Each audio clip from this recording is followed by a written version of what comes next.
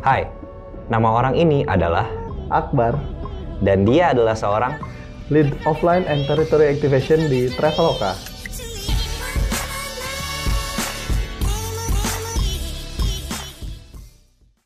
Yo, what's up guys? Balik lagi di channel gua, Fitzgerald Salendu. Kali ini gua udah nggak sendiri, gua udah sama Pak Akbar. Oke, kita langsung aja nih ya. Bey, panggilannya akrabnya Bebe gitu ya. Yo ini. Dulu, boy. dulu Bey, boleh tahu nggak dulu kuliahnya di mana sih?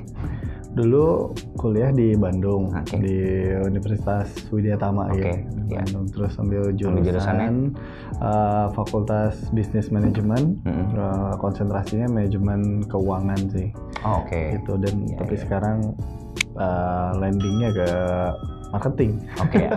Artinya lumayan lintas ilmu tuh berarti dari kuliah ke kerjanya. Ya so far sih ya ada, teman sebenarnya lebih ke arah kita kan bisa belajar ya sambil Ya, jalan. ya. Terus beberapa kan yang berhubungan sama manajemen tuh ada dasarnya yang hampir sama lah kayak Oke. gitu. Ya, Jadi ya, pasti. sebenarnya tinggal kita lebih ke experience dan mau belajar aja. Oke. Gitu. Ya. Nah, boleh diceritain nggak dulu waktu di posisi terakhir ini, sebelumnya di mana? Ini kan dalam ini kan lo udah di manajerial ya. Jadi Iya, sebelumnya kan udah pernah ngejabat di kantor lain juga. Perjalanannya bisa sampai hari ini di Traveloka itu gimana? Oke, panjang ya. Oke. Jadi pokoknya gue dari kecil sampai lulus kuliah tuh di Bandung. Right after a month graduation tuh langsung keterima di Jakarta. Perusahaan Oke. pertama gue di Nutrifood. Oke. Gue masih ingat posisinya marketing promotion koordinator waktu itu. FMCG berarti ya? FMCG ya, Oke. handle produknya kayak Nutrisari, Oke. Hilo gitu. Iya. Nah, di situ nggak lama, cuma kurang lebih 6 bulan lah di sana. Terus dari situ ada another opportunity yang cukup menarik gitu. Gue coba offer ke Sampurna. Oke. Jadi Sampurna is one of affiliate of Philip Morris International. Philip Morris. Ya. Di sana langsung masuk posisi pertamanya supervisor consumer engagement. Itu sebenarnya basically kayak marketing untuk handle channel-channel untuk BTL. Ya. BTL kayak misalnya event, Ya. direct selling team, terus ada community, Ya. terus billboard juga gitu. Ya. Cuman handle beberapa channel aja sih guys. Oke. Nggak lama, itu waktu kurang lebih 1,5-2 tahunan lah, 2 tahun promote jadi assistant manager di sana di Jakarta anyway ya. Jadi udah di awal dari Jakarta, terus nggak lama, setahun kemudian pindah lagi ke HO, ke head office-nya. Sebelumnya handle di area Jakarta Selatan. Ya, masih di Sampurna ya? Sampurna juga. Jadi buat for set the context, gue 6 tahun di Sampurna gitu. Oke. Gitu. 6 tahun. 6 Jadi tahun. buat para milenial nih, ini bicara dedikasi itu ya seperti itulah gitu. Iya. Cuma 6 tahun di Sampurna itu Tergolong nggak lama. Seumur jagung gitu. Oh gitu. Karena beberapa tuh ada yang udah kayak 11 tahun, 15 Iya. tahun, even 25 tahun tuh banyak banget Oke. sih. Ge. Oke. Terus di situ handle brand eksekutif untuk Sampurna Malt, terus 2 tahun kemudian promote jadi associate brand manager, dan next year-nya langsung dipromote jadi manager area consumer engagement di Oke. penempatan di Kalimantan, Oke, di oke. Pontianak. Nah, di sana nggak lama sih, cuma setahun. Terus tiba-tiba ada niat sebenarnya kayak, pengen balik Jakarta nih. Gitu Oke. kan. Awalnya dari niat dulu, tiba-tiba mungkin dari rezekinya ada yang refer untuk posisi di Traveloka sekarang. Oke, referral ya. Oke. Referral, jadi kayak ya, basically sih lebih ke arah jadinya professional hire sih. Oke, Jadi ya. di refer dulu, terus Berarti network itu penting banget ya berarti ya? wah penting. Kadang malah makanya kalau kita misalnya kerja atau misalkan jangan kerja, sebelum kerja masih kuliah pun kita harus punya relation yang bagus sama Iya. orang tuh, karena orang tuh kadang terutama gue sendiri deh, misalnya ngelihat ketika interview tuh nggak ngelihat dulu CV. CV mungkin cuma dibaca sekilas. Cuman yang first impression yang dilihat ada kayak attitude-nya dia seperti apa, cara dia berbicara, terus thinkingnya gimana, terus kira-kira culture fit nggak sama di sini. Jadi lebih ke arah yang soft skill ya kayak gitu. Karena kalau dia ada kemauan dan secara willingness juga sebenarnya bisa diasah dibandingkan dengan yang emang susah kita push sih kayak gitu. Oke, Bay. Nah sekarang gimana? Nama lengkap jabatan lo apa? Jabatan gue sekarang Lead Offline and Territory Activation Manager. Sinonimnya yang lebih sederhana tepat nggak kalau gue sebut sebagai Senior Marketing Manager? Ya kurang lebih sih untuk di industri lain kurang lebih namanya itu. Namanya itu ya. Jadi jabatan itu sangat namanya bisa berubah-berubah banget, tapi ujung-ujungnya ke struktur dan fungsi ya. Umumnya Senior Marketing Manager. Boleh tahu nggak day to day-nya ngapain? Pagi sampai malam. Pagi dari rumah jalan sini kantor di Selipi. Terus pertama yang dilakukan adalah buka laptop pastian. Cuman sebelumnya tuh kayak buka laptop kita lihat dulu hari ini kalendernya ada apa aja, sama kayak task yang udah dikerjain kemarin sama yang sekarang harus deadline-nya harus kita kerjain apa aja. Terus dari situ cek email juga, mana yang udah di follow up, mana yang belum, mana yang urgent, mana yang bisa nanti, itu set priority setting juga. Priority setting ya? Karena waktu itu kan penting banget kan ya. Habis itu ya biasa lah ya, dari biasanya kantor kurang lebih average jam 9-an sih. Malah kalau di Unicorn nih 9 sampai jam 10-an tuh masih oke lah, baru masuk jam 10 gitu. Terus kerja, makan siang kurang lebih jam 12, makan siang di kantor aja bareng tim biasanya sambil sharing ngobrol sampai jam 1-an, terus lanjut kerja lagi gitu kan. Cuman sebenarnya gue nggak ngerasa ini kerja sih, lebih ke arah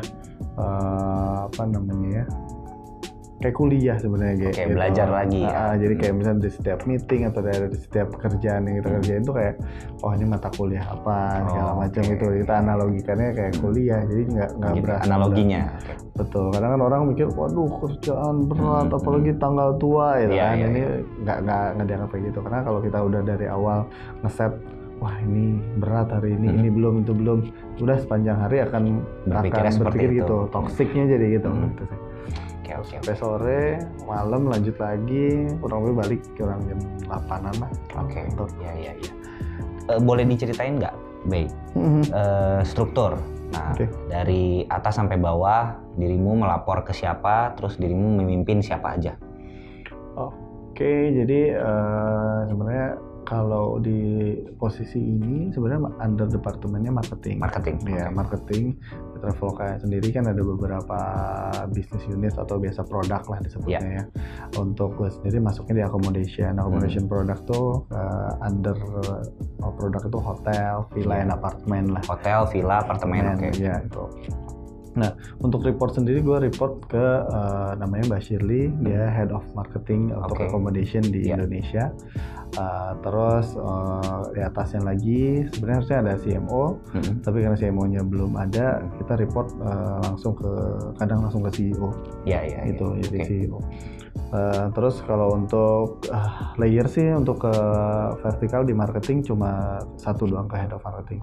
Terus kalau untuk yang ke bawah gue handle saat ini itu ada 4 orang, gitu. Cuman sebenarnya di departemen ini jujur departemen baru harusnya ada kurang lebih ada 30 orang nantinya.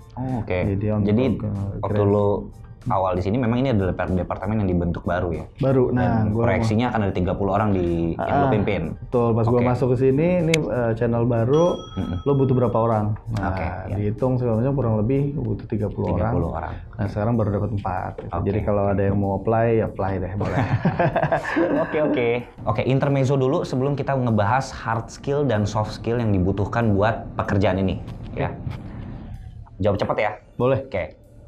Sepatu pertama yang dibeli? Nike. Nike apa tuh? Nike, gue kan fans diehardnya Nike. Nike-nya kalau nggak Air Max, Air Jordan. Handphone pertama yang dibeli? Handphone pertama yang dibeli pas waktu kerja iPhone 5S. Oke, ya. Sama kerja. 5S udah langsung, itu generasi terbarunya dong hari itu ya. Iya. Kayak laptop. Laptop kebetulan selama kerja belum pernah beli laptop karena dikasih terus di kantor. Oke, dikasih atau dipinjemin? Oh sorry, dipinjemin. Oke, iya. Dan kebetulan bukan tipe orang yang edik suka ke PC, buka ya? laptop atau PC, enggak sih. Oke. Jadi enggak. Oke, kendaraan yang pertama kali dibeli? Kendaraan sebenarnya pengennya beli mobil ya kan awal kerja. Nah, cuman ternyata kita tuh nggak perlu beli untuk menikmati. Jadi dari kantor dikasih fasilitas mobil ya. Cuman kendaraan yang pertama dibeli motor.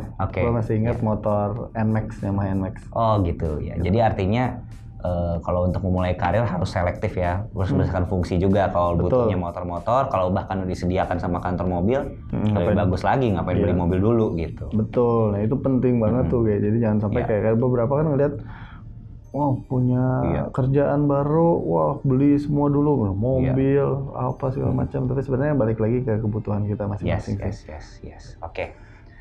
Nah ini esensial kalau buat cowok, jam tangan yang pertama kali dibeli.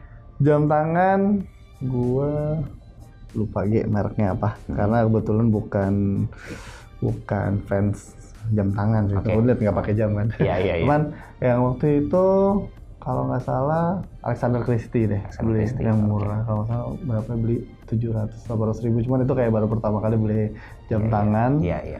Terus kayak waktu itu dipaksa beli karena sama cewek gue katanya, lo masa sih nggak punya jam gitu. Belilah yang agak lumayan harganya. Oke. Menurut gue segitu mahal buat jam ya.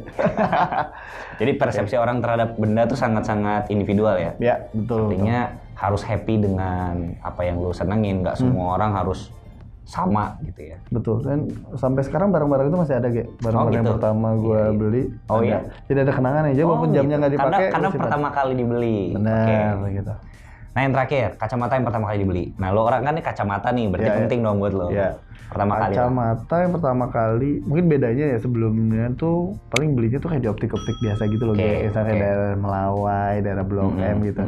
Cuman pas udah mulai kerja itu udah mulai ngeliat yang agak branded dikit ya. Misalnya kalau gue sendiri sih lebih suka yang frame itu yang sport gitu. Misalnya ini merek dari Nike gitu kan. Terus kalau dari lensanya ya ambilnya yang biasa dari Zeiss aja gitu. Tapi belinya udah di tempat-tempat yang misalnya di optik yang branded lah gitu. Artinya ada progres ya, ada progres. Yes, bukan berarti karena apa namanya, pengen jadi naik gaya hidup bukan, cuman lebih ke arah ketahanannya sih sebenarnya. Gitu. Ya, durability-nya yang makin lama makin penting kalau buat cowok itu sih ya. Ya, sebenar-benar. Kalau di posisi lo ini yang penting itu hard skill-nya apa aja sih? Kalau bicara hard skill? Hard skill tuh berarti yang berhubungan sama pendidikan gitu ya. Sebenarnya kalau dari ilmu kuliah gitu ya zaman dulu, sebenarnya yang paling penting tuh kalau gue di manajemen kayak misalnya time management penting, project management juga penting. Nah, waktu itu dulu pas gue di manajemen paling senang tuh manajemen operasional sebenarnya. Cuman waktu itu nggak ada konsentrasi ke manajemen operasional, makanya gue ambil finance. Manajemen operasional nih kenapa gue senang, karena di situ kita ngebahas tentang bagaimana kita menjalankan suatu bisnis atau usaha. Itu harus dihitung secara detail, misalkan komponen yang item yang dibutuhkan apa, budgetnya segala macam. Karena itu akan kepake banget sih pas kerjaan. Kayak misalnya kita ketika mau buat project kan dilihat dulu kan ada ketika kita bikin bisnis proses kan ada 3 fase. Planning, di planning itu kita hitung misalkan budget yang dibutuhkan berapa banyak segala macam, terus KPI-nya apa, objektifnya apa, sampai kayak kita bikin deck atau presentasinya seperti apa gitu. Baru nanti lanjut ke eksekusi sama reporting. Nah reporting juga sama, itu butuh juga kayak kita how to analyze-nya. Cara menganalisanya itu. Betul. Dulu kan yang sesimpel kayak SWOT-nya gimana sih gitu kan, atau misalkan ketika jadi si SWOT itu tuh kepake tuh di kerjaan beneran ya. Soalnya dipakai, cuman kayak itu udah Dasar. lama banget, dasar Ya. banget sebenarnya. Kan selain dari internal factors, ada juga harus external External factor factors, gitu. Untuk hard skill sih kayaknya lebih banyak ke situ sih, lebih karena gimana kita mengimplementasikan apa yang sudah kita pelajari. Jadi menurut gue tuh nggak banyak yang bilang kayak ilmu kuliah tuh nggak akan kepake kalau kita udah kerja. Nggak, menurut gue nggak.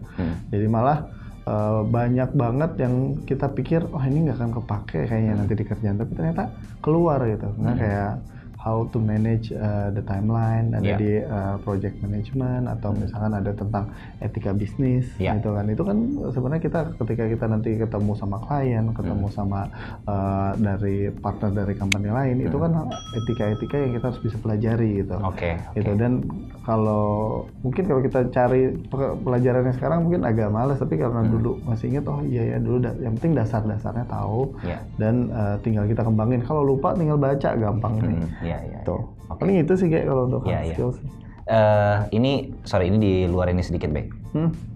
Boleh kasih rekomendasi nggak buku atau penulisnya untuk yang sifatnya hard skill tadi yang lu inget banget?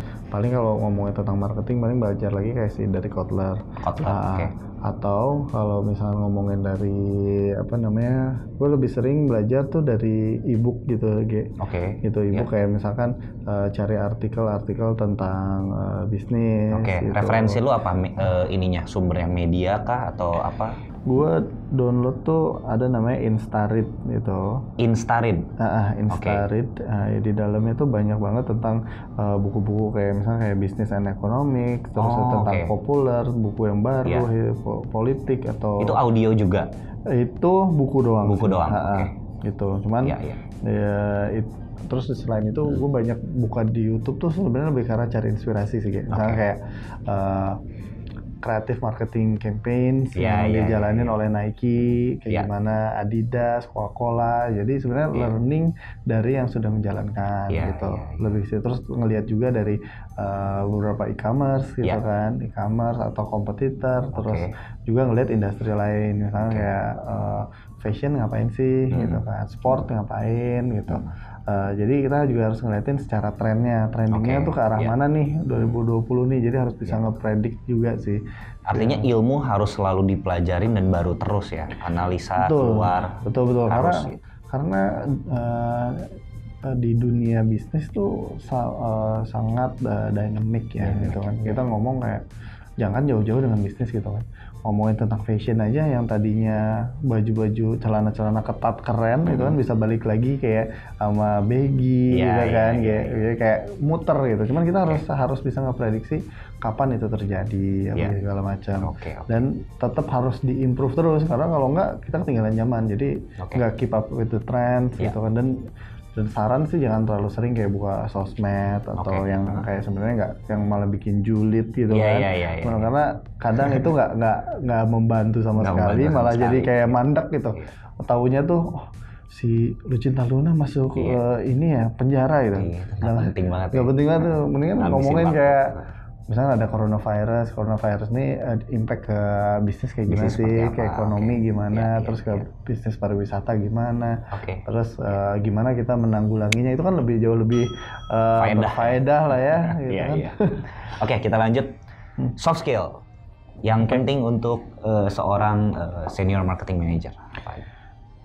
Jadi untuk soft skill sendiri, ya jujur kalau misalnya gue harus cari orang untuk menggantikan posisi gue, atau gue mau cari subordinat, sebenarnya kayak CV atau background kuliah dan lain-lain itu hanya entry point aja sih.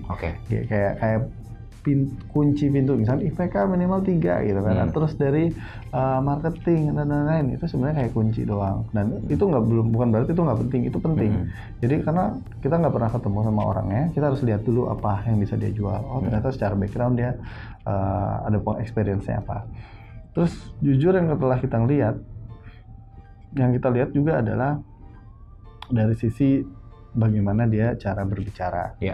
Terus body language-nya seperti apa, terus secara gesture, terus gaya bahasa yang dia bawa. Itu sebenarnya kita bisa nilai orang tersebut, misalnya dari sopan atau enggak. Itu kita bisa nilai orang ini nanti ke depannya ketika dia di posisinya apakah dia akan sepola itu. Karena kadang orang yang pintar,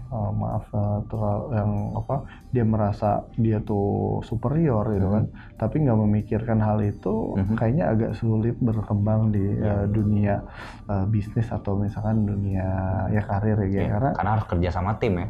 Betul, jadi kita nggak bisa kerja sendiri gitu. Kayak dulu kuliah kayaknya bisa ngerjain sendiri gitu kan. Bener, kita nggak ngasih contekan bisa ke orang gitu kan.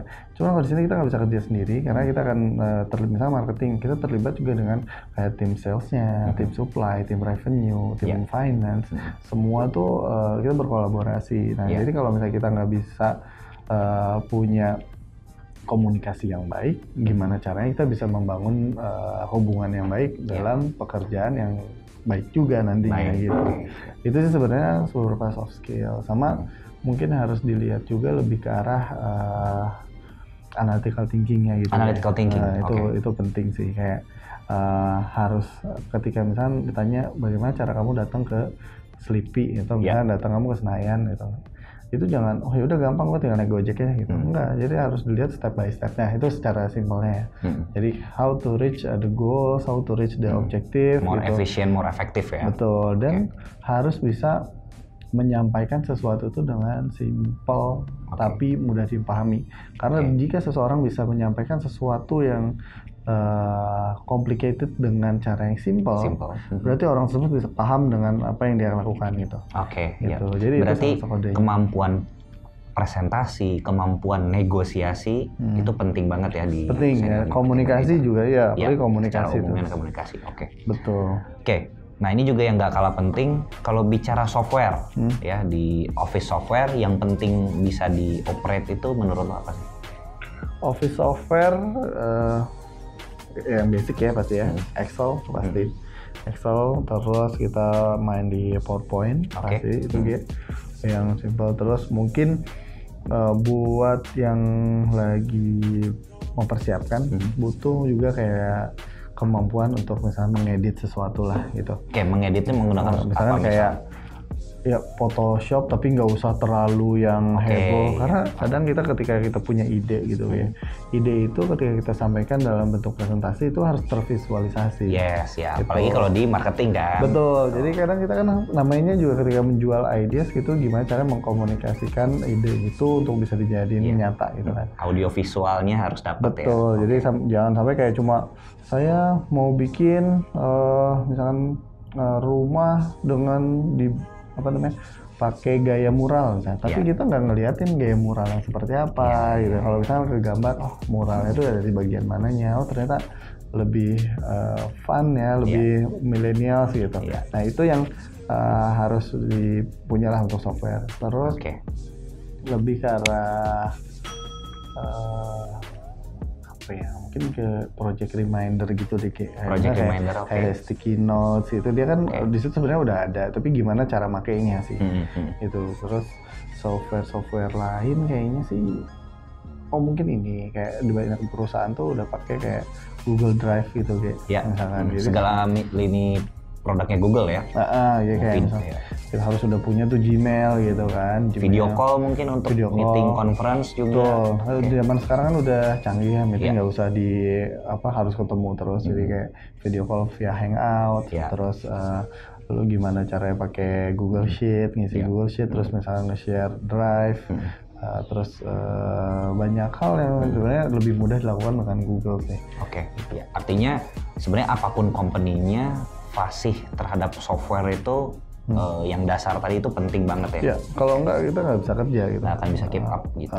Oke Bay, hard skill sama soft skill udah. Nah ini untuk menutupnya nih 3 tips utama versi lo.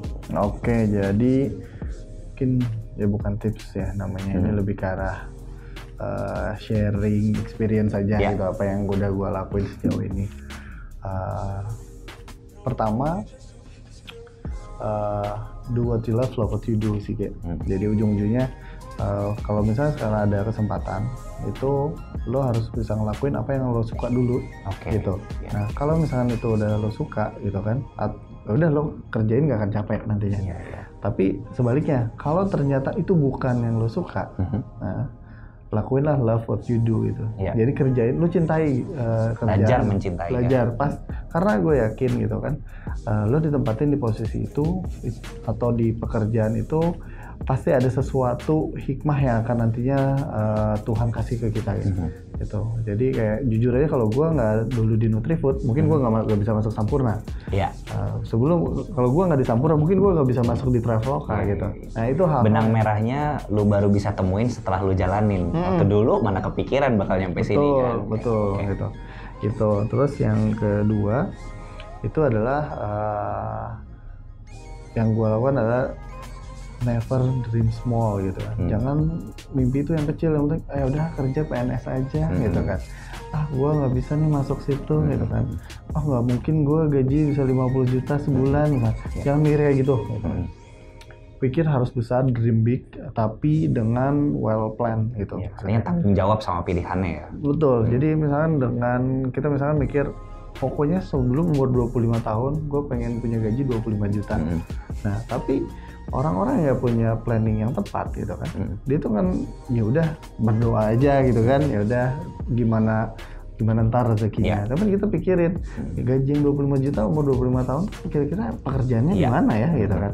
Terus kira-kira cara achieve di sana gimana ya gitu. Nah, itu yang harus dilakuin. Terus harus dibuat juga well plan dimaksud sini adalah short term, mid term, sama long term gitu. Semuanya ada ininya ya. Jangka waktunya direncanakan. Betul. Jadi kayak misalkan pokoknya ketika kamu nggak achieve sesuatu sesuai target, misalkan berarti ada yang salah. Apakah kita nggak berusaha untuk achieve tersebut atau memang ketinggian targetnya Targetnya juga harus yang reasonable gitu. Sesuai dengan kemampuan masing-masing. Cuman jangan set the bar low, tapi always set the bar high gitu. Karena ketika lo terbiasa dengan sesuatu yang standarnya tinggi, lo akan terbiasa dengan standar yang tinggi gitu. Dan dibandingkan yang lain akan jadi lebih step ahead gitu. Malah kayak 100 step ahead itu jauh lebih bagus. Terus yang terakhir mungkin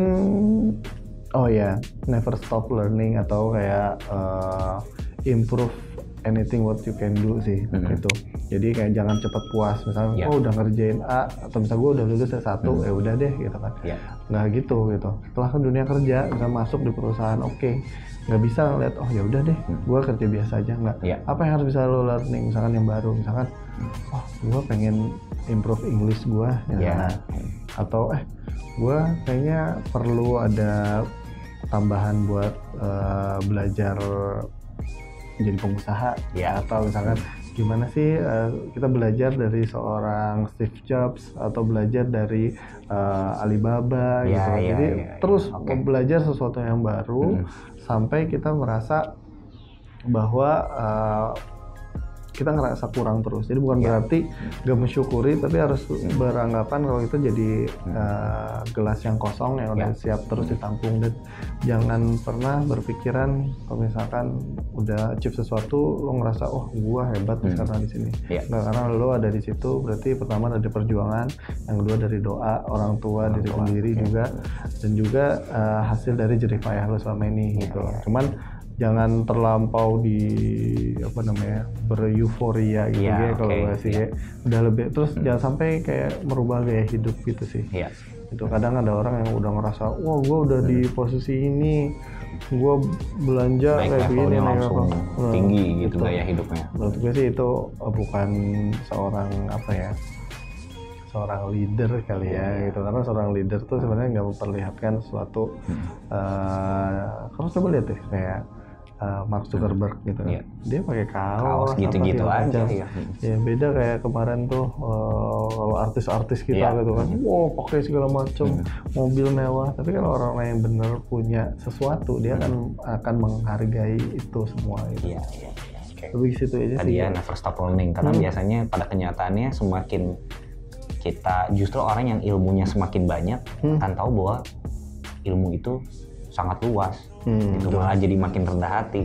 Benar-benar padi yang berisi produk tuh karena tahu bahwa semakin tinggi ilmunya akan makin tahu bahwa itu nggak ada apa-apanya. Masih banyak terus yang bisa dipelajarin. Betul. Gue jadi ingat ini waktu dulu gue pernah baca kayak buku tentang kata-kata bijak gitu. Jadi ada gambar, sebenarnya ada 4 gambar. Gambar yang pertama tuh orang badannya keker gede lagi baca buku. Jadi dia kayak ngerasa, gue pintar baca buku gitu kan. Tapi lama-lama semakin dia memahami buku tersebut, dia jadi merasa semakin rendah. Rendah dalam artian dia lebih ke arah menyadari kalau dia tuh masih ngerasa kurang. Gitu. Lama-lama gambar ketiga juga sama, dia kalau makin kecil dan akhirnya terakhir tuh buku itu jadi jauh lebih besar dibandingkan badannya. Gitu ya, itu kayak ya kita tuh nggak usah mikir gitu karena selalu di atas langit ada langit. Gitu sih. Oke, that's a wrap for this video. Thank you Be udah luangin waktunya. Ini juga gue boleh main ke kantornya Traveloka. So semoga semua konten tadi bisa jadiin pelajaran buat kalian bawa pulang ke rumah. Baik lagi buat ya teman-teman yang masih SMA, kuliah, bingung milih jurusan apa, dan pas mau kerja bingung mau kerja apa, mau usaha bingung, atau mau udah kerja di suatu departemen pengen coba departemen lain. Semoga semua video ini bisa berguna buat kalian. Jadi jangan lupa untuk like, subscribe, dan juga tulis komentar kalian di bawah. Dari gua itu aja. I'm Gerald signing out. Bye.